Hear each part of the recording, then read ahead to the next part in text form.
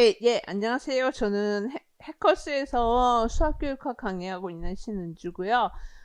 여러분 이제 내년에 입시 준비하실 텐데 어떻게 준비를 하셔야 되는지 1년 동안 그래서 먼저 제 이제 1년 커리를 강의하기 전에 기출이 굉장히 중요하기 때문에요. 간단하게 출제 경향을 분석한 거를 파일은 굉장히 많은데 여러분이 이제 혼자 공부하시면서 제가 어떻게 어느 부분에 주안점을 둬서 공부를 하시는지를 설명을 드릴게요. 그래서 먼저 뭐 작년 1차 시험에 어떤 문항 배분이 있었는지는 여러분이 다른 과목 통해서도 전공에서 얘기 들었을 테고, 그 중에서 수학교육학이 어느 정도의 출제 비율을 가지고 있는지, 문항은 어떤 유형인지 기입형 서술형을 상세하게 분석을 해놨어요. 그리고 이제 그 수학교 여러분 학부에서는 2학년 때 수학 교과 교육론, 3학년 때 수학 교과 교재 연구 및 지도법 배우죠. 그래서 그 각 내용마다 출제가 어떤 빈도로 나왔는지 상세하게 다 분석을 했거든요. 그리고 전반적인 출제 경향은 어떠한지 여러분이 먼저 뭐 바로 공부에 들어가시기 전에 기출을 한번 보시는 게 정말 중요하거든요. 그래서 내가 뭐 기출 문제를 풀고 안 풀고가 아니라 기출이 어떤 유형으로 나왔는지를 아시는 거는 정말 중요해요. 여러분이 이제 최종적으로 내년에 시험을 보실 때 미리 딱 그 베이스가 되는 기반이 기출이거든요. 그래서 이 전공 뭐 시험 배분을 말씀 안 드릴게요. 그래서 출제를 보면은 그러니까 그 14년부터 이제 서술 논술로 바뀌었기 때문에 14년부터 보면 전반적으로 수학교육이 30%예요. 거의 지금. 그래서 20년부터 계속 똑같이 유지가 되고 있거든요. 그래서 여러분은 내년에도 이 제도가 변화 안 됐기 때문에 그대로 될 거고, 아마 내년 하반기나 후년 정도에 이 시험 제도가 이제 변경이 돼요. 그러니까 여러분이 이거 그대로 공부하시면 되는 거예요. 거의 수학 교육이 30% 비중을 차지하고 있거든요. 그래서 문항 유형을 이제 2009년 2차부터, 이때는 1차가 있었어요. 객관 그 오지선다. 그래서 2차부터 그리고 14년부터 완전히 요즘처럼 이제 변화된 기입, 서술, 논술도 있었거든요.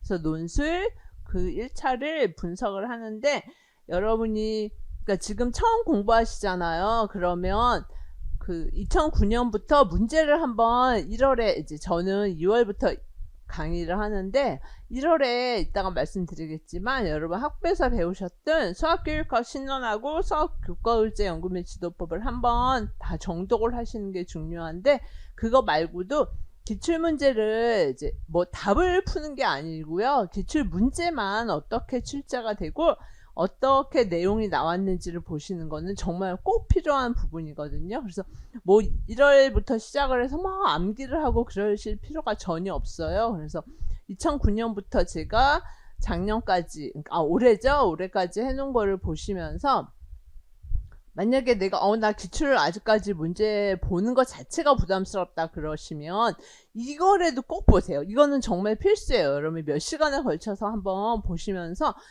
이런 문항이 나오구나. 여러분이 예를 들어 갖고 볼게요. 학부에서 이제 수학 교과론을 배울 때 귀납추론, 연역추론, 뭐 폴리아의 유추 그런 걸 배우거든요. 그런데 귀납추론을 통해서 학생들이 빨리 일반화를 하게 되는데, 그러면 어떤 5개념이 나온다. 그런 것도 다 배우세요. 그러면 그 수학 교육학 신론에는 예시가 별로 없잖아요. 이론만 있고. 그래서 학생들이 공부하기가 굉장히 힘드시고, 그 학자들의 어떤 철학적인 그 내용 자체의 문장이 어렵기 때문에 이게 어떤 걸 의미하는지를 잘 몰라요. 그래서 우리가 이제 제 강의 이따 설명드릴 때 그 이론에 맞는 교과서를 굉장히 많이 분석을 하거든요. 예시를 수업 사례. 그쵸? 그래서 이런 것도 예를 들어 갖고 나 분명히 귀납추론도 배웠고 일반의 오류라는 말도 배웠는데 지문에서 못 찾는 경우가 지금 굉장히 많은 거예요. 그래서 이 내용을 보시면서 이런 게 시험에 나오구나 하는 제목만이라도 꼭 아시라는 거예요. 여러분이. 그러니까 기출 보시기 전에 이거는 필수로 반드시 보셔야 돼요. 지금 제가 드리는 거. 그래서 그냥 하나하나 다 강의는 말은 안 할 거거든요. 여러분이. 그러니까 여러분이 스스로 보시라고. 예를 들어 갖고 분석법을 배웠어요. 수학 교과의제 연구 및 지도법 시간에. 그런데 분석법으로 뭐 내심을 지도할 수도 있고 이등변 삼각형의 성질을 지도할 수도 있고 여러 가지 수학 내용을 다 지도하죠. 그래서 그런 걸 이제 제가 수업 시간에 5, 6월에 분석법을 배우면서 여러 가지 교과서 내용을 다 가르쳐요. 근데 시험에는 내심의 성질이 나온 거예요. 그러니까 여러분이 학부 시간에 나 분석법 뜻을 배웠다. 그게 다거든요. 그러면 여러분이 이 기출을 보시면서 분석법으로 내심의 성질을 지도하는 게 나오구나. 그러면 기출이 변형되면 이게 뭐 무게중심이 될 수도 있고 외심이 될 수도 있겠구나. 제목을 알아놓으시라는 거예요. 이런 게 시험에 나온다는 거. 그리고 뭐 폴리아의 문제제기를 배웠죠? 와디프나 전략 같은 거. 이론으로 배웠어요. 그런데 예시는 안 배웠거든요. 근데 기출에는 예시가 나오죠? 중고등학교, 중등이면 중고등학교 수학에서 문제제기를 어떻게 지도해야 되지? 그러니까 여러분이 이제 기출이 다 그거예요. 예비교사의 입장으로 내년에 이제 학생들을 가르쳐야 되는 입장이니까 어떻게 지도하는지가 거의 여기 많이 나와요. 지도 방안. 그쵸? 지도 방안. 어떤 의미인지 아시겠죠? 그러니까 결국 가장 중요한 게 뭐다? 이걸 읽으시면서 내가 학부에서 배운 이론하고 그 다음에 중고등학교 수학 내용, 그게 실제라고 그러거든요. 교과서 내용이 나올 수도 있고 그 교과서 내용을 교사하고 학생이 수업을 하는 교사-학생 대화가 나올 수도 있어요. 그래서 기출을 제가 보라고 말씀을 드린 거거든요. 그래서 이론을 수업 실제와 융합을 해서 분석을 하는 거예요. 수업 내용을. 내가 배운 이론, 브루소 배웠죠? 인식론적 장애 뜻을 배웠어요. 뜻만 열심히 외웠는데 지문의 수업 실제에 보면 학생들이 어떤 인식론적 장애가 나타나는지를 여러분이 브루스의 뜻을 가지고 융합을 해서 분석을 해야 되는 거거든요. 그러니까 결국 결론을 말씀드리면 기출은 다 이거예요. 이론 플러스 실제라는 거. 그런데 학부에서는 이론만 하잖아요. 그래서 우리가 이제 1년 동안 수업 실제를 엄청 강조하면서 저의 강의는 이제 2, 3월부터 바로 만약에 브루스를 배우면 프루덴탈을 배우면 교과서 분석 실제를 꼭 해요. 제 교재에 나와 있어요. 그래서 같이 동시에 분석을 한다는 거예요. 여러분이 교사가 될 분들인데 수업 내용을 중고등학교 수업 내용을 모르고 이론만 알면은 완전 탁상공론이 되는 거죠. 이론을 적용해서 학생들한테 잘 가르치기 위한 게 여러분의 이제 목표니까 기출도 다 그렇게 나온다는 거예요. 그래서 여러분이 여기 부분을 굉장히 많이 제가 14년부터 올해 시험까지 다 분석을 해놨으니까 기출을 한번 다 제목만 보시는 것도 기출 문제만 보시는 것도 좋지만 그 전에 이제 이걸 한번 꼭 보시라는 거예요. 이런 게 시험 문제에 나온다는 걸 알아야 공부를 하죠. 그냥 너무나 많은 자료, 책을 가지고 그냥 읽고 공부를 하는 거는 정말 바람직한 공부 방법이 안 되거든요. 어떻게 공부를 하느냐에 따라서 굉장히 많은 시간이 정말 수학교육은 너무너무 많이 단축될 수 있어요.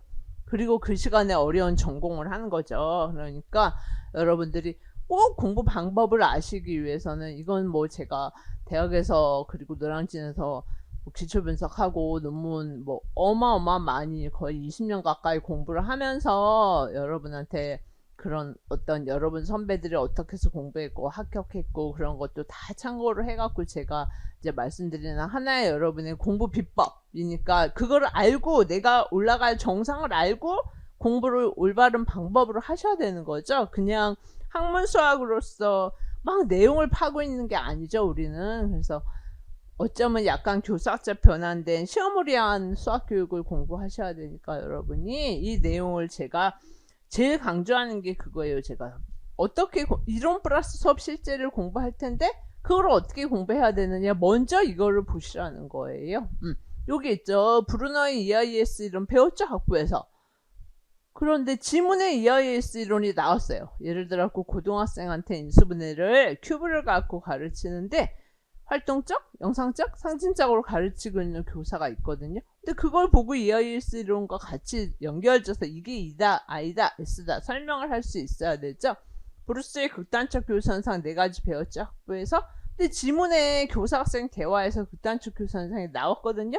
근데 그걸 모르면 안 되는 거죠. 그러니까 이론과 수업 실제가 융합된다는 게 어떤 의미인지 아시겠죠? 다 그렇게 수업을 분석한단 말 계속 있죠, 여기. 수업 분석. 지도 방안. 이게 핵심인 거예요. 어떻게 지도할 것인가? 여러분이. 그러니까 항상 아, 나는 교사가 될 사람이니까 학생들한테 어떻게 하면 잘 가르쳐야 될 것인가. 그러다 보면 지도 방안이 나오겠고, 교사의 수업이 잘 됐다? 못 됐다? 내가 배운 이론적 관점으로 분석을 해보자. 목표가 그거죠? 수업 분석, 지도 방안. 다 그래요. 그래서 여기 20년, 21년 다 상세히 써놨죠? 이거를 여러분이 오늘 하루 그냥 1시간 반 제 설명회를 듣고 끝나는 게 아니고 다시 출력을 하셔갖고 상세하게 공부를 하세요. 막 며칠 걸려도 괜찮아요. 정말 가치 있는 그런 공부니까 여러분이 하셔야 돼. 이거 올해 시험까지 그렇게 해놨거든요. 그러니까 여러분이 꼭 만약에 더 시간이 많이 되시면 이제 가장 좋은 건 기출을 이제 기출문제 수학 교과교육년에 해당하는 거 2, 3월에 해당하는 게 기출문제집 1이 이제 해설판 책이 있고 2가 있거든요. 수학 교과제 연구 및 지도법에 해당되는 거. 그러니까 여러분이 답은 지금 안 보셔도 되니까 만약에 그 책에 있으면 책에서 문제가 있고 아니면 평가원에 문제가 다 나와 있으니까요. 한번 문제를 보시고 같이 보시는 것도 좋아요. 내가 지금 답을 쓰겠다는 게 목표가 절대 아니에요. 그거는 답을 쓰는 건 여러분이 이제 2, 3월 수업 듣고 5, 6월 수업 들으면서 하는 내용이니까요. 답을 맞다 틀리다가 아니에요. 내 목표에 도달하기 위해서 내가 어떤 공부를 해야 되는가가 지금 여러분이 1월에 하셔야 될 거니까 여러분이 꼭 이거를 보세요. 그리고 내용 영역별로 이제 어떻게 출제가 됐는지를 분석을 14년부터 올해까지를 비율적으로 해놓은 거거든요. 그래서 한번 보시면 여러분이 교직 수학이라는 게 그거예요. 여러분 수학 교과교재 연구 및 지도법에서 배운 그러니까 그 수화 연산, 대수, 함수, 기하, 미작, 확통 거기서 어떻게 학생들을 가르치는지 그리고 교육과정 해설서도 공부하죠. 여러분 굉장히 중요하죠. 그거 해마다 나오는 거. 그래서 그런 거를 합해서 교직 수학이라고 해요. 그리고 그게 이제 또 수학과 교육과정 이거는 올해 2022로 변화된 거 아시죠? 그런데 여러분은 학부에서 안 배우셨으니까 이제 저는 4월에 강의를 하거든요. 이 내용 자체만 3주를. 그래서 2로 아셔야 되는 거예요. 여러분이 뭐 2점에서 4점 정도 배점을 갖고 나오고 그 2점과 4점을 맞기 위해서 하는 게 아니라 아까 말씀드린 지문도 전부 다 2022에서 강조하고 있는 그런 교사학습 방법에 맞춰갖고 수업 내용이 나오기 때문에 이걸 공부하셔야 되는 거예요. 그럼 이게 이제 40%의 비중이죠. 그리고 교사학습 이론이라는 게 뭐냐면 프로이덴탈, 바닐, 브루스 이론을 합해서 이렇게 이름이 있기 때문에 당연히 비중이 높겠죠. 그 다음에 학습심리학은 피아제, 브루너, 오스벨, 비고츠키, 딘즈, 스캠프 6분의 학자들 중에서 뭐 2분 혹은 1분이 꼭 나와요. 그래서 15%. 그 다음에 교육철학은 라카토스 7% 좀 비중이 낮죠. 그 다음에 폴리아 9%. 그러니까 이게 14년부터 올해까지예요. 그리고 평가가 8%. 평가도 지금 2022에서 많이 바뀌었잖아요. 그래서 여러분들이 지금 학부에서 배운 건 다 1호거든요. 그러니까 학부에서 배운 거에서 새로 2로 배워야 되니까 아직 근데 뭐 교직 수학은 교과서가 이제 내년 하반기에 AI 교과서가 나오기 때문에 교과서 내용은 그냥 예전 갖고 배우는데요. 교육 과정 자체는 다 2022로 해야 돼요. 평가 내용도 마찬가지고 그래서 막 신론에 있는 전통적인 평가 같은 거 안 나오기 때문에 여러분이 그래서 뭐 이 비중을 거의 기반을 유지하고 있기 때문에 여러분들이 아무래도 요 부분 근데 이 부분이 지금 점점 많아지고 있어요. 그러니까 왜냐하면 여러분이 이제 현장에서 학생들을 가르쳐야 되면 아무래도 수학 내용적인 측면을 많이 아셔야 되기 때문에 이 부분이 조금 더 강화되고 있어요. 그래서 출제 경위 영향을 전체적으로 한번 분석을 해보면요. 아까 말씀드린 게 수업 실제죠. 수업 내용. 교과서 내용이 될 수도 있고 교사 학생 대화가 될 수도 있고 뭐 수업 계획서, 지도안 그런 걸 다 실제라고 그러거든요. 정말 교실에서 나타나는 수업 내용 그런 실제를 아까 뭐랬죠? 이론적 관점에서 분석한다 그랬죠? 그래서 예를 들어 갖고 수업 내용이 있었어요. 근데 그거를 여러분 스캠프의 도구적 이해, 관계적 이해 배우셨죠? 그러면은 막 학생들이 이해를 하는데 얘가 관계적 이해를 한 부분을 뽑아내고 도구적 이해를 한 부분을 뽑아내서 지문을 써주고 이거는 관계적 이해다. 관계적 이해 이론을 써주시는 거예요. 그래서 그래서 쓰는 방법 같은 것도 이제 다 배우거든요. 2월부터. 그다음에 이거는 올해 나온 거. 브루소 개인화 배경화, 탈개인화, 탈배경화, 극단적 교선상 이런 이론을 배웠어요. 지문이 있죠. 그럼 이 부분을 써주고 이건 개인화 배경화다. 개배 이론, 탈개배다 이론. 어떤 건지 아시겠죠? 뭐 메타인지 이동이 일어난 부분 뽑아내고 쓰고 메타인지 이동 이론 쓰고. 결론은 되게 간단해요. 이 부분이 가장 시험에 많이 나오는 거예요. 출제 비율이 가장 높은 거예요. 딘즈, 수학학습 원리 4가지 배우죠? 역동성, 지각적 다양, 수학적 다양, 구성의 원리. 지문에서 그게 나타나는 부분을 뽑아내야 되죠? 뽑아서 써주고 그 대화 혹은 지도안, 뭐 교과서 내용 이론 쓰고. 간단해요. 어떤 건지 아시겠죠? 가장 높은 거. 그래서 그거에 해당하는 기출문제를 제가 이렇게 쭉 뒤에 해놓은 거를 기출을 이제 다 보실 시간이 없으니까 만약에 그러니까 1월에 막 수학교육 외우고 계시면 절대 안 돼요. 완전 소용없는 거거든요. 실제 경향 분석하고 1년 동안 커리 계획 세우고 어떻게 공부할지 계획 세우고 전공을 많이 하시고 1, 2월에는 여러분이 수교는 이제 제가 지금 말씀드린 것처럼 기출문제 문제만 한번 보시라는 거예요. 근데 나 문제도 시간이 안 된다. 전공을 너무 많이 한다. 그러면 제가 드린 이거 정도 지금 보시면 이거에 해당하는 문제를 뒤에 써놨거든요. 그러니까 여기를 보시면서 이렇게 문제를 보시면서 한 5개년도 정도 문제에서 써놨어요. 그럼 예를 들어 하나만 해볼게요. 작년 문제인데 평행사변 성질을 지도하는 거예요. 그런데 이제 이런 식으로 교사 학생 대화도 나오고 교사끼리의 대화도 나오거든요. 지도 방법으로. 그래서 이 박교사를 보면 여러분 반일 배운 것처럼 요런 모양만 평행사변형이라 그러죠. 1수준. 그리고 나서 성질을 학생들이 그 평행사변형의 모양을 보고 여러 가지 성질을 찾게 하죠. 그 다음에 뭐 하죠? 학생들이 찾은 성질이 많으면 그 중에서 성질이 어떻게 관련됐는지, 그러니까 대변이 평행하면 대변의 길이가 같다. 뭐 대각선이 서로를 이등분한다. 그런 것처럼 성질이 5개 있죠. 그러면 1번의 성질이 성립하면 2번이 성립한다. 이렇게 어떻게 연관이 있는지를 탐구하게 한다. 또 여기서 평행사변형 성질이 여러 개 나오죠? 그럼 반일로 말하면 뭐죠? 이수준인 거 아시죠? 성질. 이제 모르면 나중에 다 배워요. 반일 이수준 학부도 2학년 때 배웠으니까 다 잊어버렸죠. 그러면 반일 이수준 여기 그렇게 써있죠. 지문에서 반일의 기하학습 수준 이론에서 수준을 쓰라는 거예요. 그러면 성질이니까 이 수준이구나 이렇게. 그쵸? 근데 여기서 보면 학생들이 자기 성질은 알아요. 그런데 관계를 모르겠다. 몇 수준이에요? 기억이? 학생이 이 수준이잖아요. 여러분 학부에서 배운 이 수준은 성질만 아는 거고 3수준이 관계를 아는 거라고 배웠거든요. 성질과 성질 사이의 관계, 명제를 아는 거다. 그러면 학생 1의 학습 수준. 그러니까 제가 아까 뭐랬죠? 수업 실제와 이론을 분석하는 거니까 반일 이론만 알아갖고 안 된다는 거죠. 얘 학생을 보고 이거는 평행사변형의 성질만 아는 거고 관계는 모르는 거니까 이 수준이구나 라는 수업 내용을 분석하실 수 있어야 되는 거예요.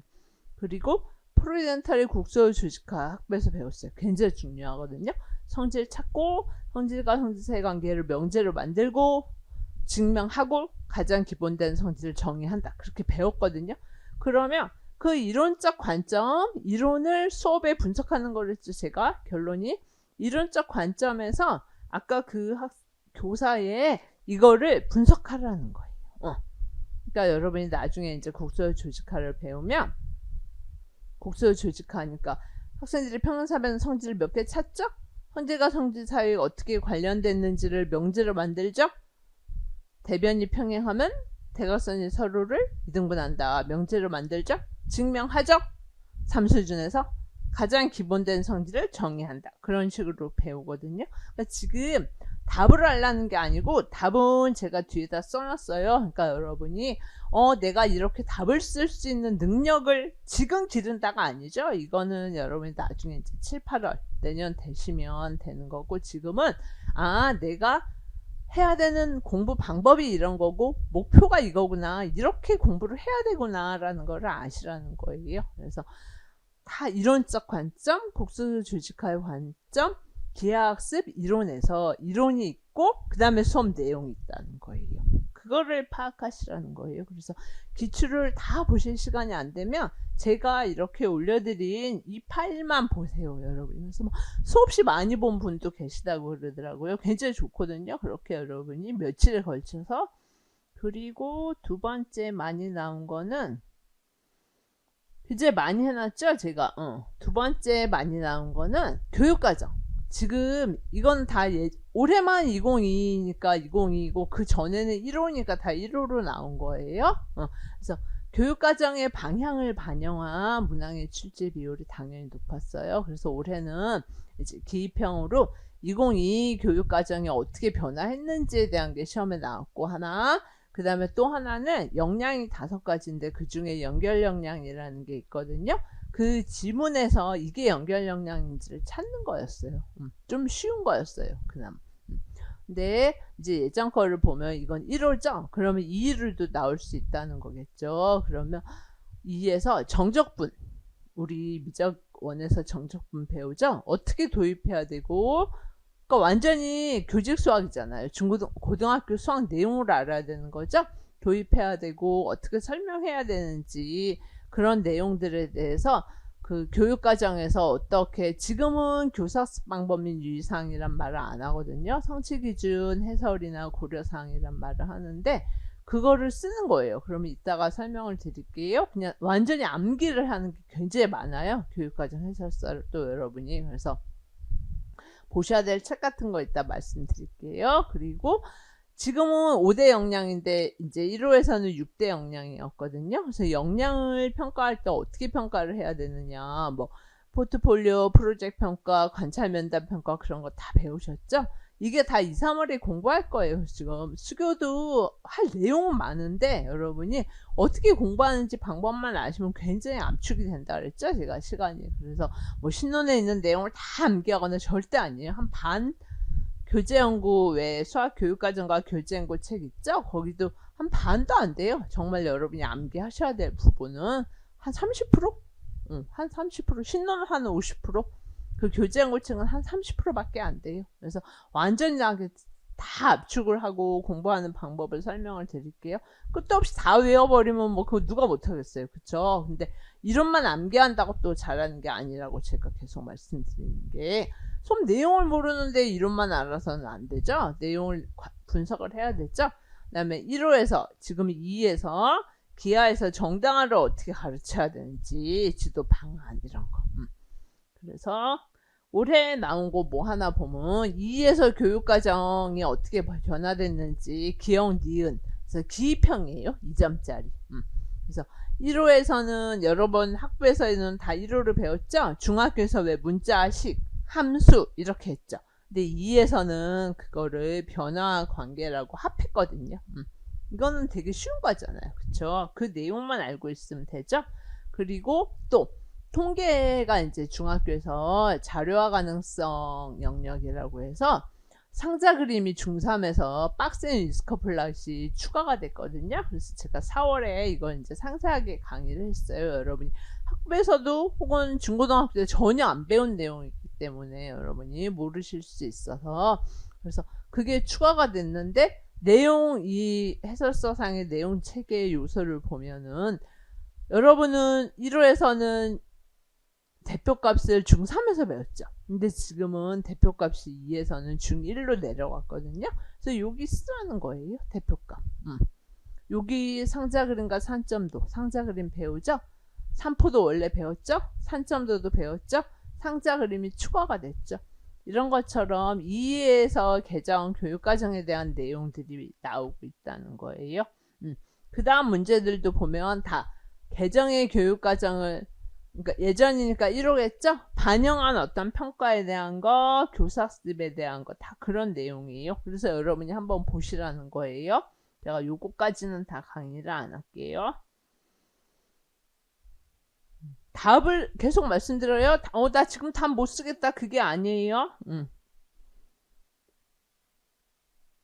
그 다음이 학교 수학. 이게 이제 학교 수학이라면 중고등학교 수학을 말하는 거예요. 그래서 그 고등학교 뭐 미자어 확통까지도 선택 과목 확통도 나와요. 안 나오는 게 아니고요. 미자어 1, 2 다 나오고. 그래서 교사학적으로 분석하는데요.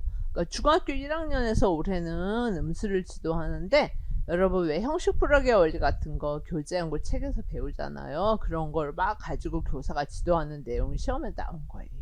그리고 중학교 3학년에서 대표값 지도하면 평균은 초등학교 때 배우니까 중앙값, 최빈값 배워야 되겠죠? 그런 거 지도하는 거. 중2에서 확률 뜻. 그러니까 중고등학교 수학 내용을 잘해야 돼요. 이거를 제가 이제 5월, 6월에 강의를 하는 내용이거든요. 여러분은 학부에서 수학 교과의제 연구 및 지도법이라고 해서 배우셨죠? 근데 교재는 이제 그 수학 교육과정과 교재 연구 책으로 거의 많이 하고 대학에서 안 하는 학교도 있어요. 그냥 교과서만 보는 학교도 있고. 그래서 그 책이 필수로 여러분이 아셔야 되는 책이고, 그 다음에 교과서 많이 보시고 교육과정 해설서를 보셔야 되는 거예요. 원의 현에 관한 성질, 뭐 절대 부등식 이런 것처럼. 그러니까 그렇다고 지금 중고등학교 교과서를 다 볼 수는 없잖아요. 그래서 많이 이제 제 강의에서 중요한 내용들을 이렇게 이론적 관점으로 다 분석을 해갖고 교재에 실어놓고 요 내용만은 필수로 아시게 여러분한테 강의하는 거예요. 그래서 하나 보시면 이런 식으로 대표값. 지금 아까 중1로 내려갔다 그랬죠? 그래서 5개의 수가 있는데 어떤 5개의 수? 그쵸? 우리 반 농구팀 선수의 신장을 적은 거래요. 그래서 그 중에서 대표값이 평균이 될까? 물어본 거예요. 초등학교 때 평균을 배우니까. 그러니까 이 학생이 평균이 안 될 것 같다. 좀 특이하다. 어때요? 굉장히 큰 학생이 있을 수 있겠죠? 혹은 굉장히 작은 학생이에요. 농구팀이니까 뭐 아주 큰 학생이 있을 확률이 있겠죠? 한기범 선수 같이. 그러면 평균이 대표하지 못하죠. 이상치라 그러죠? 그런 거를 극단값. 그래서 중앙값이 대표한다고 여러분 배웠잖아요. 그게 나온 거죠. 어떤 건지 아시겠죠? 그래서 학교 수학 내용이 교과서에서 분명히 중앙값의 뜻 배우고 극단값이 있을 때는 평균이 대표하지 못하고 중앙값이 대표한다. 그렇게 배우셨거든요. 그 다음에 최빈값 배우고. 그게 시험에 그대로 나온 거죠. 그래서 쓰시기가 쉽다는 거예요. 기억 아까 말했던 농구선수 5명 신장의 예를 그러니까 몇 센치라는 거 아주 큰 학생 하나만 제시하면 되죠. 키. 그 다음에는 이제 교육과정에 대한 거거든요. 뭐 수학적 모델링 능력을 신장하기 위해서 강조한 사항. 이거는 이제 지금 말하면 2로 해야 되는 거죠. 그래서 결국은 교재연구 중고등학교 수학 내용하고 교육과정 해설서에 대한 내용인 거예요. 요거 말고도 요거는 뭐 중학교 2학년 확률이겠죠? 확률의 뜻 이렇게 써 있으니까. 그러면 확률 중에서 중요한 게 뭐지? 딱 교재연구에서 여러분 다 배운 내용 혹은 5, 6월에 우리 배우거든요. 기출문제.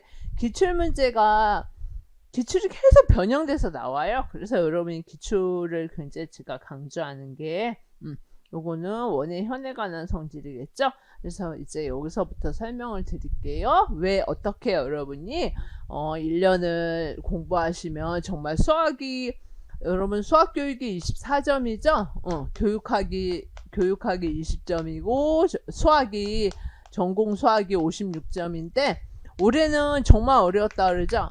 어렵고 쉽고가 좀 왔다 갔다 진짜 진동처럼 하는데 정말 어려운 거예요. 올해는 작년보다 더 막 손도 못 대게 어려웠다는 문제가 많더라고요, 학생들이. 근데 수교는 항상 좀 비슷하게 예전엔 많이 어렵다가 어느 해부터 좀 쉬워지면서 좀 평이하게 나오는데 지문을 보시면 알겠지만 지문이 그러니까 교사-학생 대화나 뭐 교사들의 대화거나 수업 내용이 나오거나 굉장히 길어지고 4점 그러니까 2점 기입형이 2개 그 다음에 4점짜리가 5문제거든요. 4 곱하기 5. 그런데 그러면 4점이면 2가지만 물으면 될 텐데 4개를 물어봐요. 묻는 게 많아요. 질문이. 그래서 1점, 1점, 1점, 1점, 3점 하거든요.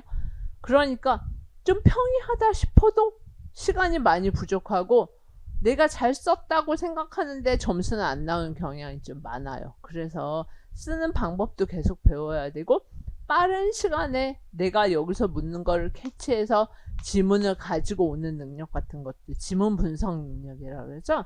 그런 게 굉장히 필요해요. 그래서 24점 만점에 어렵든 쉽든 22점을 받으셔야 돼요, 여러분이. 그게 수기의 목표예요. 22점을 받아야지. 이게 아주 어려워도 교육학도 어느 정도까지는 나오니까 여러분이 합격선이 유지가 되거든요.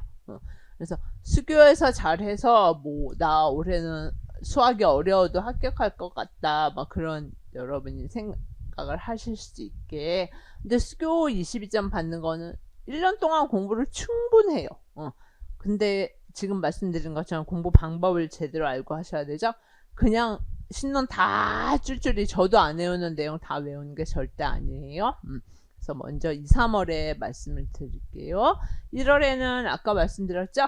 기출문제 보시면서 제가 아까 기출 분석해 놓은 거 어떤 문제가 나오는지를 꼭 보시라고. 외워도 돼요. 어떤 문제가 나오는지. 아까 그 표 있죠? 제일 처음에 보여드린 기출 분석 표. 그거를 보시면서 어떤 문제가 나오는지 암기하셔도 돼요. 근데 암기까지, 아이고, 왜 안 넘어가냐.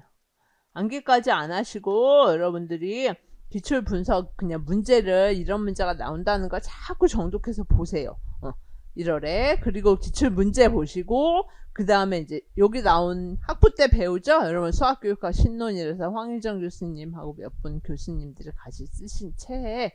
이게 이제 2, 3월에 필독서거든요. 이거를 읽으세요. 1월에 여러분이. 그냥 암기 아니에요. 절대. 그냥 읽어보세요. 아, 프로이덴타.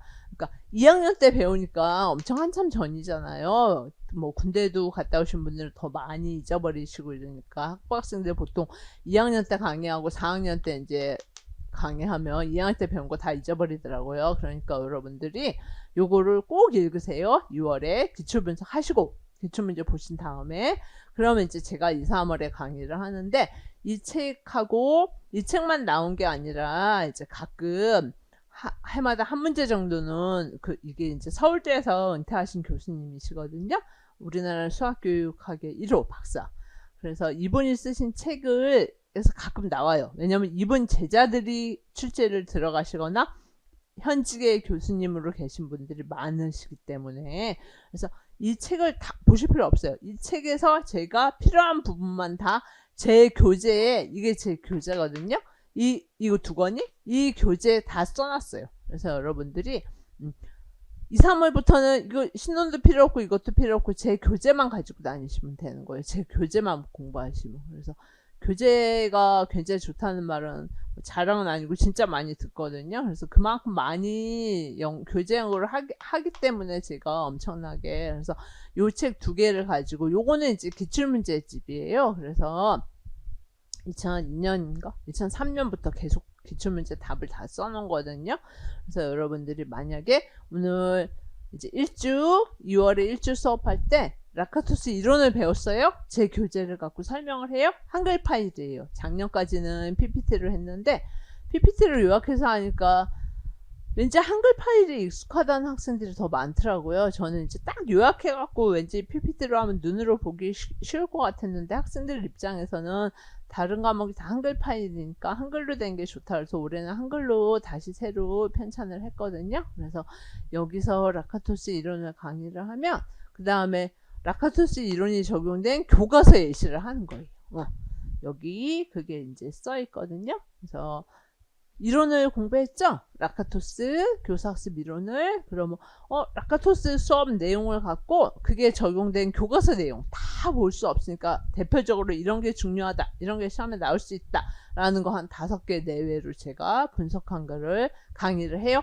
그리고 라카토스 이론이 나온 쫙 2002년부터 기출문제만 모아놓은 기출문제를 강의를 하는 거예요. 1주에. 그리고 컨셉맵 여러분 잘 아시죠? 그래서 컨셉맵으로 최종적으로 이제 머릿속에 딱 이론을 구조화를 시켜드리는 거예요. 그러니까 여러분이 공부를 이렇게 하셔야 된다는 거죠. 신론 다 딸딸 외우고 기출문제 푸는 게 절대 아니라는 거예요. 다 외우고 교과서 보는 게 아니에요. 신론에서 프리덴탈 하면 교과서 기출문제 개념막 이렇게 세트로 나가시는 거예요. 1, 2, 3, 4. 예를 들어서 이제 뭐 신론에서 이제 제 강의 교재를 한다 그랬죠 아까.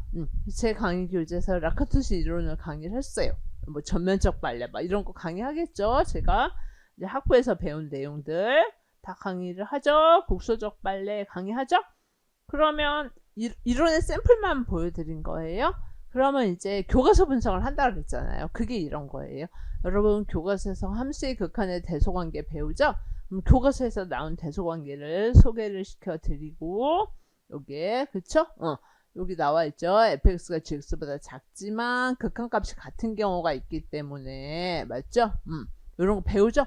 그래서 여기서 성질에서 배울 때 두 개가 만약에 극한값이 존재하면 여기가 등호가 붙는데 이거 학생들이 등호가 안 붙는다고 생각하고 추측을 하는 거예요. 그러면 이제 발레를 찾겠죠? 계산을 하겠죠? 그런 거를 이제 라카투스 아까 말씀드렸죠? 교과서 분석을 교과서에 라카투스로 수업 내용이 나온 게 아니잖아요. 그러니까 여러분이 그걸 만드셔야 되는 건지 제가 만들어 놓은 거 갖고 공부를 한다는 거예요. 교과서와 수업 내용을 갖고 교사학습 이론을 갖고 다 분석해 놓은 교과서는 없으니까 그래서 수학적 추측을 해요. 이건 이제 이론 배우고 나서 할 때 다 이해를 하세요 여러분이. 그러니까 지금 샘플로 이렇게 한다는 걸 아시라는 거예요. 수학적 추측을 하면 부분 추측으로 분해한다는 게 증명을 하는 거잖아요. 그럼 내가 증명을 해요. 추측이 잘못되죠. 라카투스 이론의 핵심이 그거죠. 잘못된 추측을 했을 때 증명이 잘못되면 그 다음에 반박을 하잖아요. 그래서 너 증명 어디 잘못됐어? 1단계 잘못됐다. 너 추측 어디 잘못됐다. 발레를 찾겠죠? 그러면 이제 개선을 해야죠. 증명 고치고 추측 고치고 그게 라카투스 이론이죠. 그거를 교과서에서 이렇게 배운 함수의 극한의 대소관계만이 아니라 한 5개 정도의 교과서 내용을 가지고 분석을 한다는 거예요. 제 교재에 그걸 다 실어놨어요. 그래서 여러분들이 라카투스 이론 열심히 외우고 끝이 절대 아니라는 거죠. 이렇게 분석을 한다는 거예요. 수업 교과서 내용을. 어떤 건지 아시겠죠? 그리고 기출문제집 따로. 이제 그러니까 교재를 항상 2권. 이론과 교과서 분석이 있는 교재가 있고 기출문제집이 따로 있거든요. 그러면 이제 기출문제집에서 라카투스 이론에 해당하는 2002년부터 올해까지 기출문제를 다 해설을 하면서 요 문제에 대한 답만 아는 게 목표가 아니죠. 답도 알고 이 문제가 변형이 돼서 어떻게 나올 수 있다. 이런 부분이 중요하다.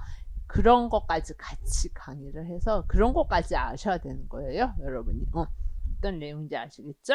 그리고 마지막에 하는 게 이렇게 컨셉 맵을 다 줘요. 이론별로 다. 여러분이. 이거는 라카투스의 컨셉 맵이죠.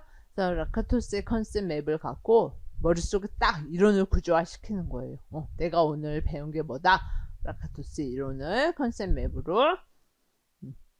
그리고 이제 4월이 됐어요. 그러면 여러분이 학부에서는 1호를 배웠으니까 이 교육과정이 변화된 상황이 굉장히 많아요. 1호보다. 왜냐면 이제 AI로 디지털 교과서가 내년에 나오기 때문에 그 부분에서 변화된 내용이 정말 많거든요. 그래서 이 중고등학교 교육과정이 어떻게 변화됐는지를 싹 다 보고 거기서 말하는 성취 기준이 또 굉장히 많이 바뀌었어요. 그래서 성취 기준 해설, 성취 기준 예전에는 교사학습 방법이 유의사항이라고 그랬어요. 여러분 학부에서 1호 때. 그래서 성취 기준 해설, 성취 기준을 적용할 때 고려해야 되는 사항이 굉장히 많거든요. 그거에 해당하는 지도서 내용을 다 공부를 하게 되는 거예요. 3주에 걸쳐 갖고 제가 강의를 하는데 이 중1에서 고2까지 그러니까 미적하고 확통까지 이 부분에 해당하는 성취 기준이 해설서에 보면 쫙 있어요. 그거에 해당하는 지도서 내용을 다 봐요. 왜냐하면 아까 말씀드린 것처럼 교직 수학, 중고등학교 수학 내용이 굉장히 중요하다 그랬죠. 그래서 이때 이거에 해당하는 중요한 내용을 다 보게 되는 거예요. 여러분들이 지도서 내용을. 그래서 여기는 그냥 간단하게 이 교육과정에 대해서 간단히 그냥 맛배기로 여러분 보시라고 소개를 시켜 드려 놓은 거예요. 변화사항. 그리고 이제 5월이 됐죠? 이때까지가 이제 이론을 마치는 달이거든요. 그러면 여러분이 제 교재는 2권. 아까 말씀드린 것처럼 2, 3월에도 2권이었죠? 그래서 요 2권으로 공부를 하시는데 학부에서 3학년 때 수학 교과 교재 연구 및 지도법 해갖고 이 책 갖고 거의 많이 공부하죠. 근데 안 하는 학교도 있어요. 수학 교육과정과 교재 연구 김남희 교수님이 왜 이제 5분이 쓰신 이 책에 보면 수학연산 아까 수학교육학 신론은 그냥 이론 전반적인 이론이고 이거는 수학연산 대수 함수 기하, 미작, 확통에서의 이론이죠. 어떻게 가르치라는 거 쉽게 말하면. 그래서 이 책, 그 다음에 이 교육과정 해설서, 교사용 지도서를 가지고 그 다음에 또 아까 말씀드린 것처럼 우정호 교수님이 쓰신 책이 있거든요. 해마다 나오는 이거에 해당하는 요 3권을 요약해서 만든 게 제 교재예요. 이것도 이제 여러분이 가지고 그리고 기출문제집 가지고 그래서 요 2권을 가지고 그러면 이제 아까 제가 1월에 수학교육과 신론 읽어보라 그랬죠. 그러면 그 다음에 요거를 읽어보시라는 거예요. 학부 때 배운 분들도 한번 읽어보세요. 또 다른 느낌이니까. 그때는 아까 말씀드린 것처럼 그냥 학문 수학을 하는 거로 배우니까 이제는 내가 목표, 고지가 어떤 건지 아니까 알고 보면 이제 또 틀린 관점으로 다른 관점으로 보게 되니까 이 책을 한번 읽어보세요. 아까 수학교육과 신론하고 기출문제 먼저 보고 기출분석하고 수학교육과 신론 보고 수학교육과정과 교재한 거 보고 그러면 4주가 금방 지나가요. 그리고 나면 이제 2, 3월에 아까 제가 강의 내용을 하고 그리고 이제 5월에 요거를 하는 거예요. 이거는 여기 써있지만 각 영역마다 왜 그 수학교육과정과 교재연구 책이 뭐 수학연산 이론 배우죠? 대수 이론 배우죠? 그런 것처럼 수학연산 이론을 배웠어요. 그러면 그 이론이 적용된 여기서 이론에서 보면은 뭐 음수를 여러 가지 샘돌 모델로 지도하고 귀납적 예사법으로 지도하고 형식 불확인 원리로 지도하고 그런 거 배우거든요. 이론을 배웠으면 교과서 분석도 해야 되죠. 이게 엄청 중요한 거라고 말씀드렸죠. 그럼 교과서 분석하고 기출문제 보겠죠. 아까 2, 3월하고 똑같아요. 세트가. 기출문제 보고 그리고 나면 이제 컨셉 맵으로 구조화를 시키겠죠. 어떤 의미인지 아시겠죠. 그래서 예시를 보면 그 수학교육과정과 교재연구 책에서 이론을 수직선 모델 배워요. 그러니까 음수 지도할 때 우리 교과서에도 나오잖아요. 그쵸? 그래서 수직선 모델의 예시를 여기 이론을 제가 써놓은 거예요. 이렇게 강의를 한다는 거예요. 실제 이렇게 막 강의를 해요.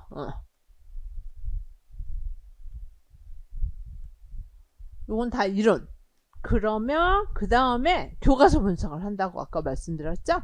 그러면 음수니까 그 이 해설서를 보면 성취 기준 해서 이게 이제 나중에 다 암기해야 되는 거예요. 4월에 이걸 강의한다는 거거든요.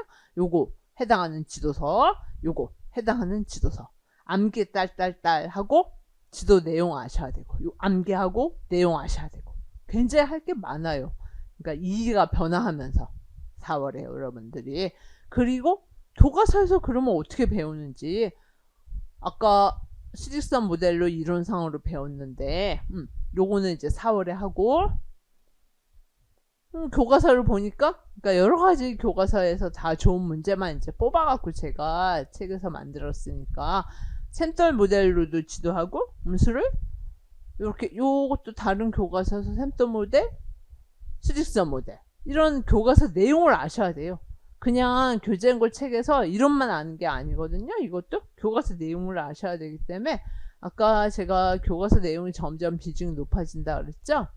그래서 교과서 내용을 이렇게 공부하시고 그 다음에 이제 기출문제 하겠죠. 수학연산 기출문제 따로 기출문제집 2에서 1은 2, 3월 교재고 2가 5, 6월 교재거든요. 기출문제 하고 그리고 컨셉맵, 소화연산에서 배운 걸 싹 다 구조화를 시키는 거예요, 여러분들이. 그러면 이제 이론이 끝이에요. 2, 3월 이론, 4월 교육과정, 5, 6월. 그러면 5달 동안 이론이 끝나는 거죠. 그렇죠? 그러면 이제 뭐 해야 돼요? 7, 8월이 됐어요, 여러분이. 네, 상반기에 이론을 다 배운 거죠. 근데 도구적 이해로 이론만 암기한 게 절대 아니죠, 여러분은. 관계적 이해로 프로이덴탈 이론 배웠으면 프로이덴탈 수학화가 적용된 교과서 내용을 보고 기출문제 보고 벌써 다 한 거거든요. 관계적 이해를. 그러면 실전 문제라는 걸 들어갔을 때 굉장히 빠르게 여러분이 문제를 푸실 수 있는 베이스가 다 돼 있는 거예요. 실전 문제를 이론별로 해요. 뭐 프로이덴탈 이러면 10문제 예를 들어서 15문제, 반일 몇 문제 이런 식으로 여러분. 그래서 매주 2개 이론을 하거든요. 프로이덴탈 반일 이런 식으로 예를 들었고 7월에는 수교, 8월에는 그 교재연구 책에서 이론, 뭐 대수에서 15문제, 예를 들어서 뭐 함수에서 15문제 그런 식으로 매주 20문제에서 30문제 정도의 문제를 주고 해설을 이제 문제 강의하고 여러분이 해설 보고 이제 쓰실 수 있게. 이때가 되면 써야 돼요. 안 써보고 눈으로만 봐갖고는 내가 못 쓰거든요. 정말 손으로 내가 왜 정말 수영하는 방법을 머리로 알고 책으로 아는 게 아니라 정말 헤엄을 쳐봐야 되는 것처럼 수교도 답을 써봐야 돼요. 손으로 반드시. 그리고 첨삭을 해드리거든요. 그러니까 여러분들이 이때 이제 그리고 오늘 프로이덴탈 문제 했어요. 그러면 이론 다시 막 자세하게 강의하는 거 아니죠? 핵심적인 걸 쫙 다 파일을 드리고 핵심적인 걸 다시 정리를 하는 거예요.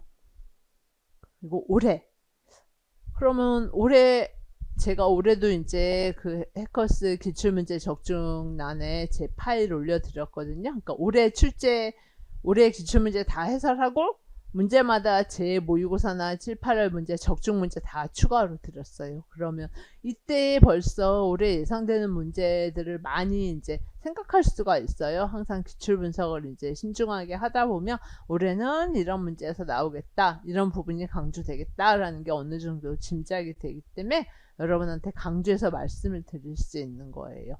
그리고 문제 자체를 제가 이제 수백 문제를 내는데 그것도 다 어느 정도 염두에 두고 내겠죠. 모의고사가 되면 이제 더 압축이 되지만 이때도 그래서 또 올해 중요한 이론 같은 거 다시 한번 강조하겠죠.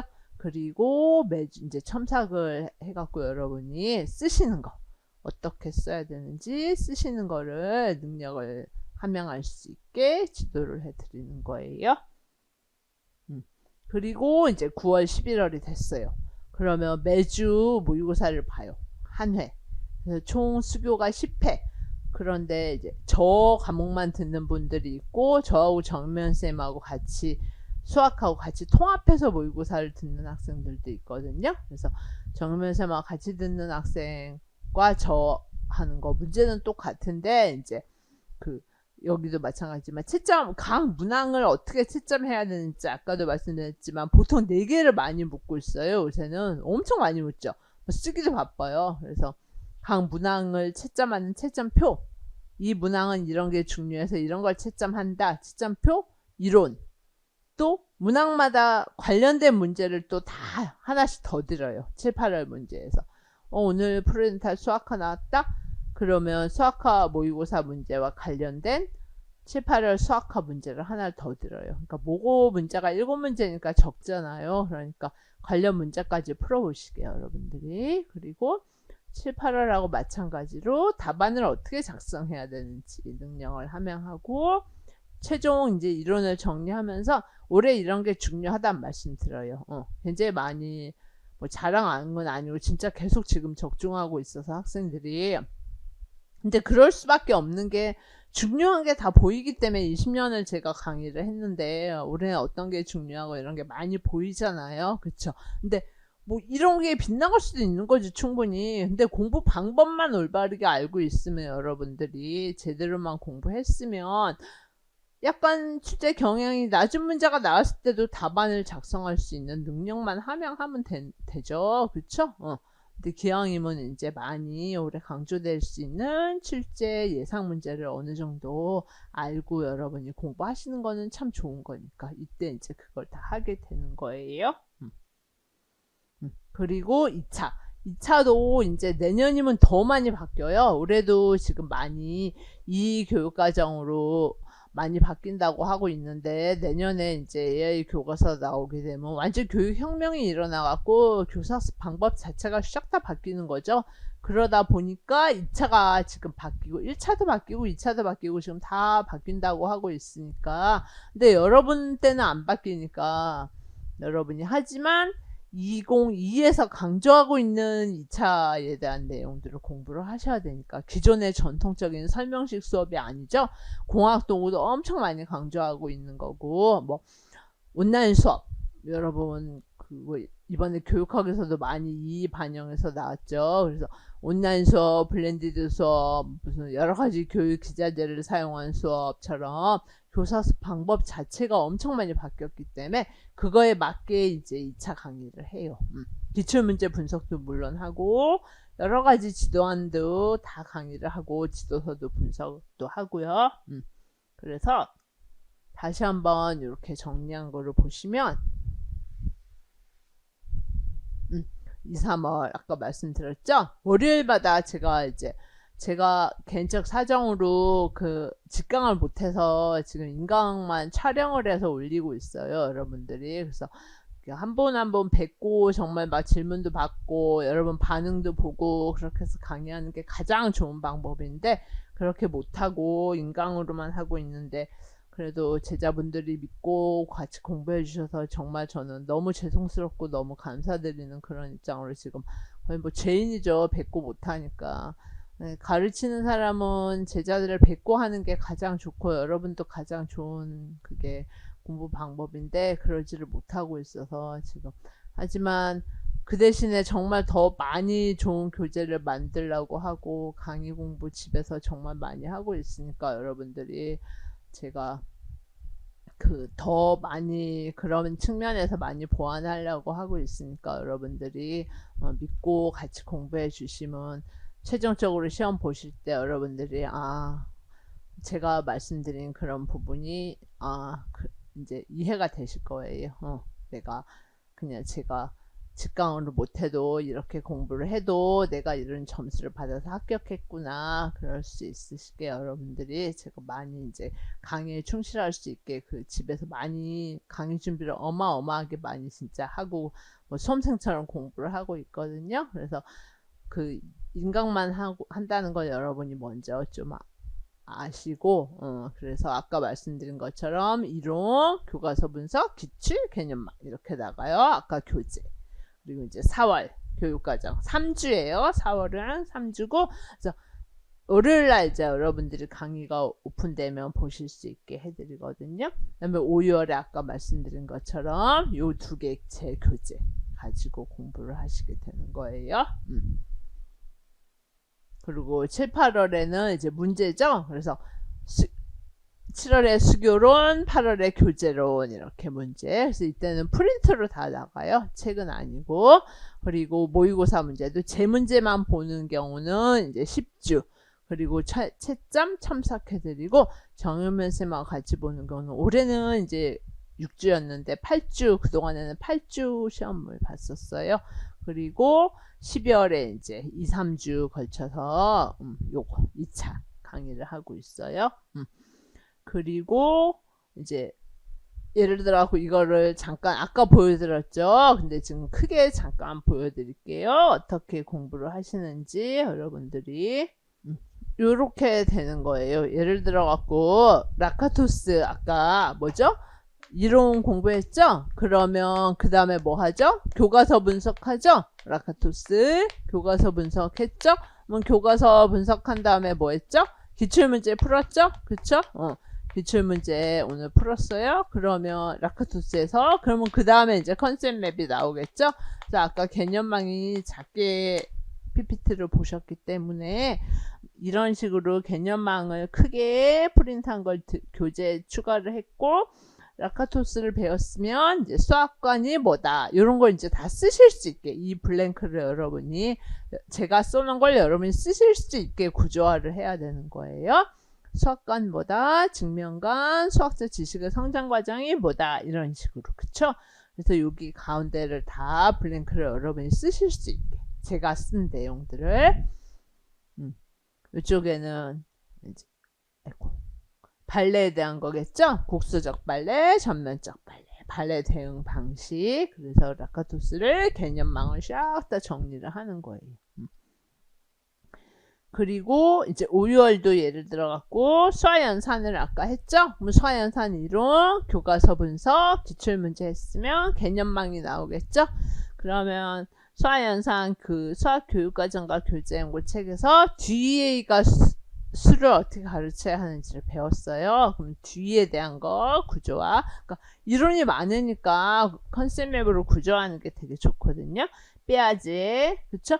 학교에서 유리수를 어떻게 지도하는지 이게 이제 그 책에 교재연구 책에 나온 거잖아요. 그리고 음수는 역사적으로 어떻게 발생됐는지, 음수 모델은 어떤 게 있는지, 뭐 샘돌 모델, 우체부 모델, 수직선 모델, 특징, 장점, 단점 다 공부하시죠? 형식 불역의 원리, 귀납적 예사법. 이래서 컨셉 맵으로 딱 구조화를 하는 거예요. 그리고 이제 7, 8월이 됐죠? 7, 8월에 이론별로 이제 매주 2개 이론씩 문제를 푼다 그랬죠? 20문제에서 30문제 정도. 그러면 이거는 이제 라카토스 문제인 거예요. 그러면 미리 잠깐 말씀드리면 모의고사가 이렇게 답안지가 4줄이 있어요. 답안지 한 문항당. 그러면 요거를 딱 줄을 무시하시고 6에서 8줄을 써야 돼요. 수교는. 근데 이거는 9월에 모의고사 볼 때 답안을 하는 거고 7월, 8월은 그게 아니고 많이 상세하게 분석을 해갖고 제가 묻는 것도 많거든요. 상세하게 분석을 해갖고 답안을 쓰시면 돼요. 모고 때 이렇게 압축을 해서 쓰는 거고 7, 8월은 그게 아니거든요. 그래서 제가 이렇게 문제를 냈어요. 그러면 여러분 이제 답안을 쓰는 거를 연습을 해갖고 이때 답안 작성하는 능력을 길러야 된다고 말씀을 드렸죠. 그리고 모고 문제 하나 이제 샘플로 이거 다 샘플로 드린 거예요. 파일을 모고 문제 하나가 있으면 4개 묻는다 그랬잖아요. 4개 묻고 있죠. 그쵸? 그러면 이제 답안이 있어요. 그러면 여기는 뭐냐면 그 뒤에 파일은 아까 컨셉 맵으로 왜 2, 3월에 컨셉 맵 이론별로 있고 5월에 컨셉 맵 이론별로 있다 그랬죠? 이거는 뭐냐면 7, 8월에 공부를 어떻게 해야 한다에 대한 걸 설명을 그냥 제가 컨셉 맵으로 드리는 거예요. 아까처럼 문제가 라카토스 문제가 있죠? 7, 8월에. 그러면 여러분들이 그 문제 밑에서 요구하고 있는 이론을 먼저 파악을 하셔야 되는 거예요. 문제에서 뭘 묻고 있지? 아까 7, 8월 문제로 돌아가면 문제에서 라카토스죠? 라카토스 관점에서 기억과 니은에서 나타날 수 있는 현상에 대해서 쓰시오. 이게 발레, 예외배제, 괴물배제법에 대한 거거든요. 그거에 대한 현상, 이론으로 배운 거잖아요. 그리고 발레는 내가 수학 내용을 알아가지고 발레를 찾아야 되고 추측을 개선해야 되고 그런 걸 묻고 있어요. 그러면 여러분이 7, 8월은 어떻게 공부를 하시냐면 항상 시험 문제는 지문, 문제부터 보고 지문을 보셔야 돼요. 그러면 문제에서 요구하고 있는 이론을 이제 파악을 하시는 거죠. 문제에서 뭘 묻고 있었지? 아까 보니까 발레, 그쵸? 발레를 어떻게 해야 되는지. 그래서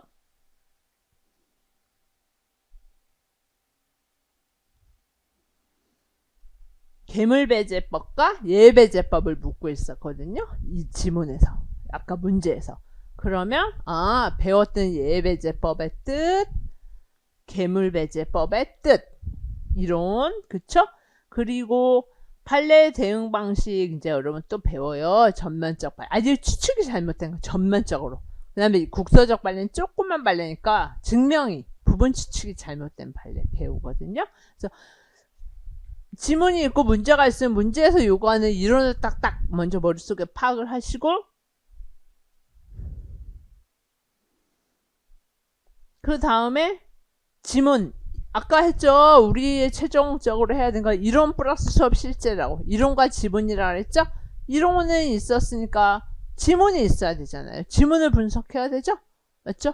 그러면 아까 지문을 2개를 줬거든요. 자료 1, 자료 2.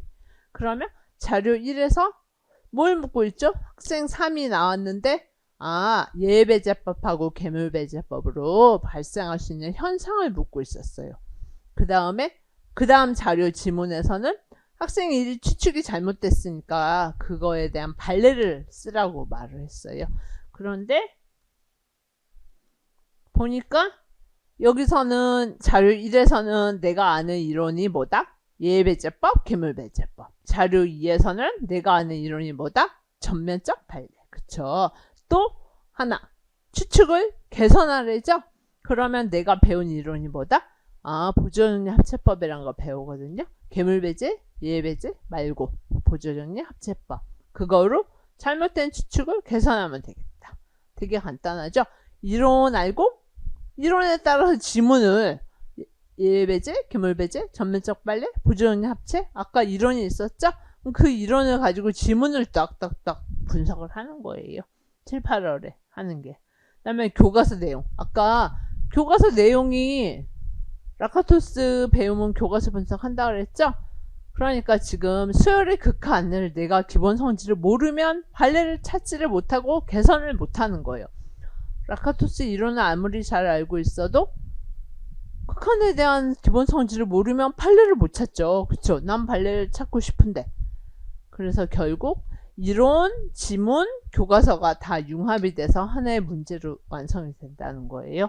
이렇게 공부를 하라고 말씀을 컨셉 맵으로 드리는 거예요. 그 다음에 이거는 9월 10월 문제, 모고 문제거든요. 그래서 모고 문제도 보시면 아까 제가 모고 때 이제 이 개정교육 과정에서 강조하는 걸 많이 내기 때문에 이렇게 아까 왜 박스앤 뉴스커플러 상자 그림이 2에서 강조된다 그랬잖아요. 그래서 상자 그림을 가지고 교과서 낸 거예요. 이렇게 상자 그림 지도하는 거 교사 학생 대화로 지문을 내고 여기서 보면 프루덴탈 수학과 원리 5개 배우거든요. 그 중에서 반성적 원리구나. 그럼 아까 뭐랬죠? 지문 요약하고 반성적 원리 맞죠? 반성적 원리가 들어가 있는 지문이 되게 많잖아요. 그럼 어디가 반성적 원리인지를 알아야 되니까 그래서 교과서 분석이 중요한 거예요. 지문에서 반성적 원리가 나온 지문을 뽑아오고 반성적 원리 이론 쓰고 그쵸? 그 다음에 비고츠키 하면 딱 수학에서 생각나는 게 수학에서 비계죠. 비계 GPD 그리고 그러니까 교사가 힌트를 주는 거잖아요. 너 모르니까 조금 힌트를 줘서 밟고 올라가게 하는 거. 그러면 요게 이제 비계니까 비계에 대한 거 지문 쓰는 거고. 맞죠? 그 다음에 교육과정 우리 4월에 배우는 내용에서 성취기준 상자 그림 지도할 때 어떤 성취기준 해설이 있는가. 그래서 이렇게 9, 10월에 이제 모고 볼 때도 문제에서 요구하는 이론을 파악해야 되죠. 항상 먼저 그러면 수학화 원리구나. 5개 중에서 반성적 사고의 원리구나. 비계 설정이구나. 그쵸? 반성적 사고의 원리가 뭐지? 뜻? 맞죠? 그러면 지문에서 요게 나타난 학생이 수학하고 수학을 만드는 거잖아요. 점점. 그래서 수학을 만들어 나가는데 수준이 점핑되는 거. 그러니까 몰랐던 걸 알게 되는 거. 가장 쉽게 말하면 맞죠? 몰랐던 걸 알게 돼서 나 어떤 거 모르겠다. 근데 교사가 힌트를 줘서 알겠다. 몰랐던 걸 알아서 수준이 점핑되는 증거를 딱 갖고 오고 대화 쓰고 요거 이론 쓰고 맞죠? 알고 보면 되게 쉬운 거예요. 수교가. 그냥 생각하면 너무 막막하거든요. 고지가 이제 보이는 거예요. 그래서 오늘 수업을 잘 여러분이 들으신 분들이 훨씬 많이 도움이 되실 거예요. 이건 비계죠?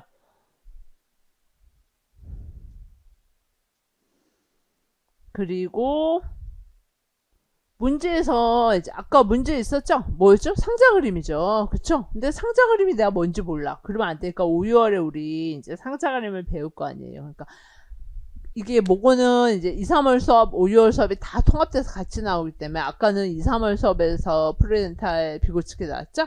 5, 6월 수업에서 확통해서 이제 상자 그림이 나오겠죠?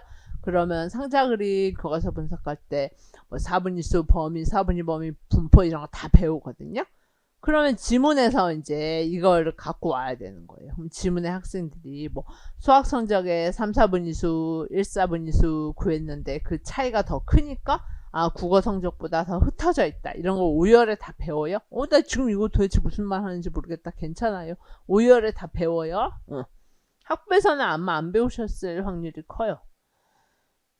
그리고 이제 이론이 비고츠키 이론하고 아까 프로렌타 반성적 사고죠. 지문 갖고 와야 되죠. 이론이 적용된 지문 갖고 오니까 교사가 너 지난 시간에 배운 4분위수를 다시 한번 생각해 볼래?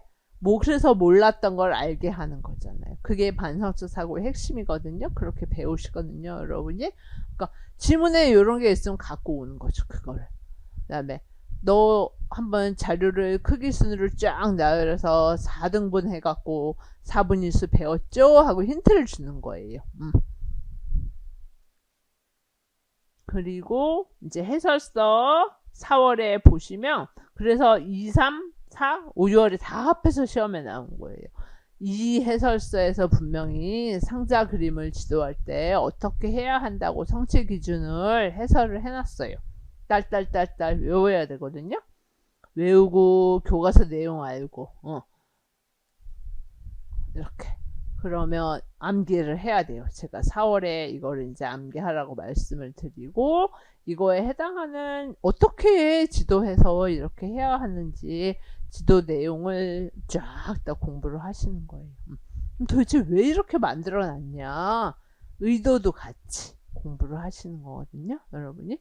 그래서 2, 3월 한 문제, 5, 6월 한 문제, 4월 한 문제 이런 식으로 막 문제가 다 합해서 모든 내용이 같이 합해서 하나의 지문 안에 1111 이렇게 해갖고 시험 문제가 나온다는 거예요. 그러니까 여러분이 이제 공부하는 방법, 내가 최종적으로 해야 되는 게 뭐라는 것 자체를 1월에 파악하시라는 거예요. 그냥 책 보지 말고 목표를 알고 봐야지 내가 뭘 할지를. 그쵸? 요게 이제 그거예요.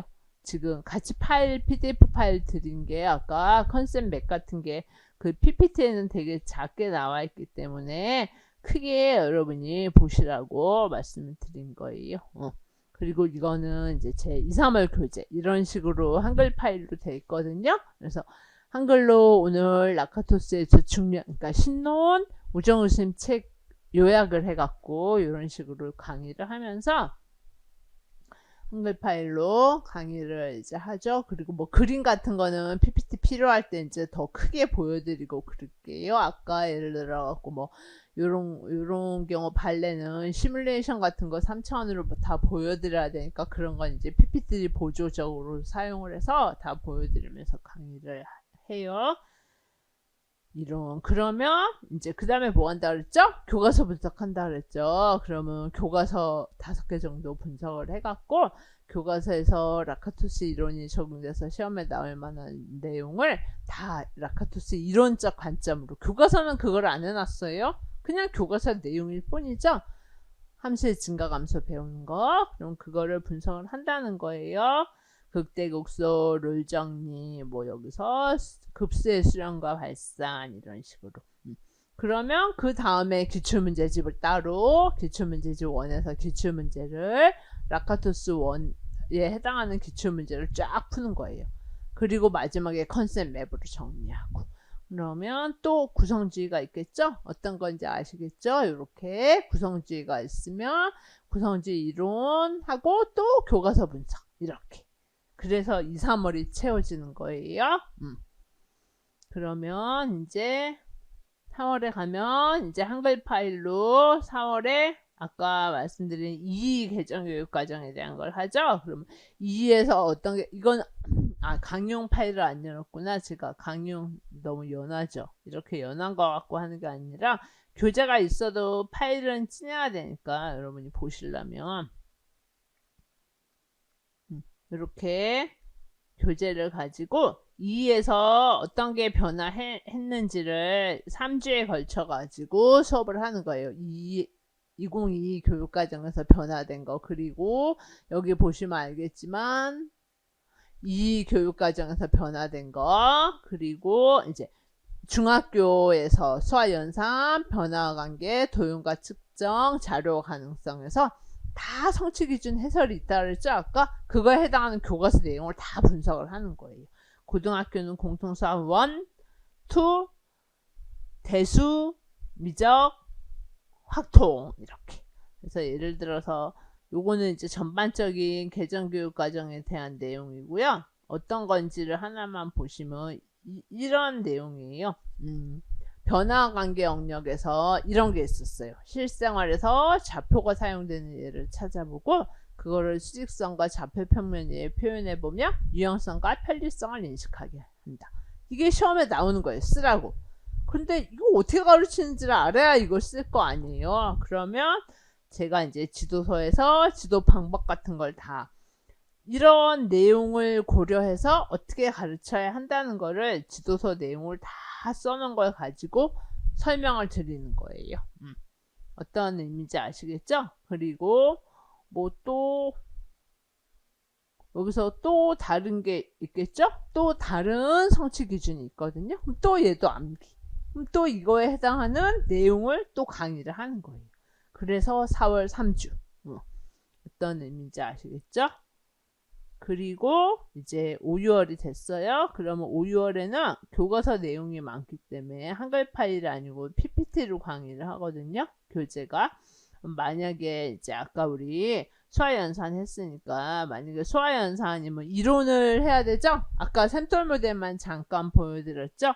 이렇게 이론 PPT를 이제 교재로 만든 걸 가지고 이론을 수업을 여러분이 듣는 거예요. 다 그 교재연구 수학교육과정과 교재연구 책이 그 6분의 박사 논문이기 때문에 내용이 되게 많아요. 근데 그 중에서 시험에 출제될 것만 딱딱 여러분이 암기하실 것만 강의를 하는 거예요. 이렇게 그쵸?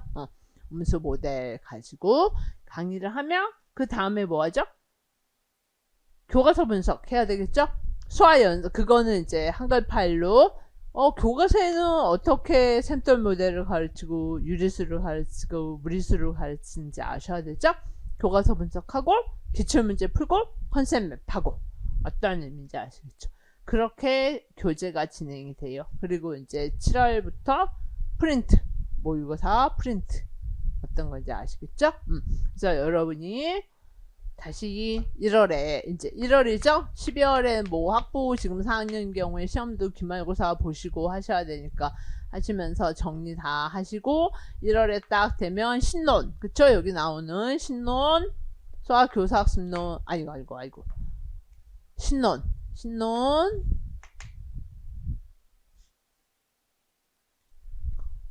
그 다음에 여기 수학교육과정과 교재연구 이 책 2권 그쵸? 책 2권 근데 그거 먼저 보시기 전에 제 오늘 이거 설명회 한 거 그냥 설명회 그 시간에 그냥 딱 읽고 끝나지 마시고 아까 기출분석 엄청 자세히 해놓은 거 다 보셔야 돼요. 기출분석 이 파일 95페이지까지 있는 파일을 다 정독하신다고 하시면서 기출문제 분석은 특히 기출문제도 다 해놨죠. 제가 이 책 2권만이 아니라 기출문제 평가원에서 아직 제 교재가 기출문제집이 개정된 게 출판이 안 됐으니까 여러분들이 답을 지금 쓰시는 게 목표가 아니라 그랬죠? 문제만 보랬죠? 평가원에서 출력을 해서 문제만 쫙 가지고 문제를 한번 보면서 근데 이 문제 볼 시간도 안 되시면 제가 기출 분석한 거를 가지고 거기에 나와 있는 기출 문제만 보시라 그랬죠? 그래서 이런 문제가 나오니까 이렇게 공부를 해야 되겠다는 거 머릿속에 딱 넣으셔야 돼요. 여러분들 공부 방법이 잘못돼서 엄청 열심히 공부했는데 책만 열심히 딸딸 외우고 있어서 최종적으로 점수가 못 나왔다. 굉장히 많이 그런 케이스를 봐왔기 때문에 여러분들이 공부 방법을 계속 강조해서 설명드린 거예요. 그래서 제가 설명드린 것처럼 공부하면 절대 여러분들이 시험에서 굉장히 시간을 단축해서 고득점을 받는다. 정말 많이 여러분 선배한테 들은 얘기고, 실제로 저도 이제 여러분들 가르치면서, 대학에서도 가르치면서 제자들한테 정말 그런 경우에 이렇게 공부를 했기 때문에 이런 점수가 나왔다. 너무나 많이 현장 검증이 된 내용들이니까 여러분들이 그렇게 공부를 하시면 돼요. 그동안에 내가 나는 이렇게 공부를 안 해왔는데 책만 계속 뭐 책에 문장이 있으면 이게 교사학습 이론이니까 단어들 어려워요. 요거 뜻하고 요 문장 하나하나 이해를 하려고 너무 많은 시간을 보내시지 말고 여러분들이 이론에만 충실하면 도구적 이해잖아요. 그러니까 수업 실제를 갖고 관계적 이해를 하고 수업 실제 분석을 하고 기출문제하고 기출 파생되는 문제를 할 수 있는 능력을 함양해야 되니까 그게 많은 게 아니거든요. 핵심이 그건데 그거를 놓치고 다른 걸 하면 안 된다는 거죠. 그래서 1월에 그렇게 꼭 하시는 거. 그리고 1년 커리를 이런 식으로 짜셔가지고 여러분들이 내가 1월부터 12월까지 어떻게 공부를 해서 최종 22점으로 합격을 하겠다. 그렇게 목표를 꼭 세우세요. 12월에 제 설명회를 들으시면서 여러분들이 나 혼자 공부해도 이 커리대로 따라가시면 돼요. 여러분들이. 그래서 꼭 다 내년 12월 이제 합격 1차 발표 나고 2월에 최종 이제 후년에 발표 날 때 여러분들이 꼭 최종 합격하시기를 기도하고 기다릴게요. 네, 감사합니다.